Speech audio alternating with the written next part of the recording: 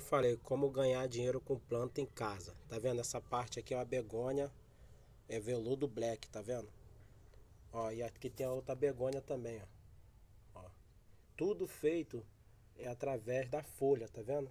Você vai chegar aqui, tirar essa folha e colocar na terra, no lugar onde não bata sol.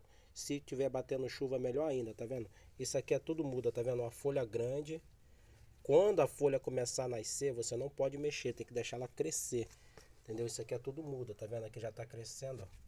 Você pega aqui, ó, e tira aqui. Essa aqui eu já vou até tirar. Não tá na época certa de tirar, mas vou tirar pra mostrar pra vocês como que é, tá vendo?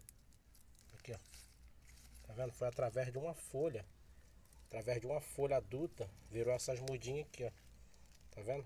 Aqui, ó. Como ganhar dinheiro com planta em casa. Tá vendo? Olha só quantas mudas eu fiz. Tá vendo? Ó.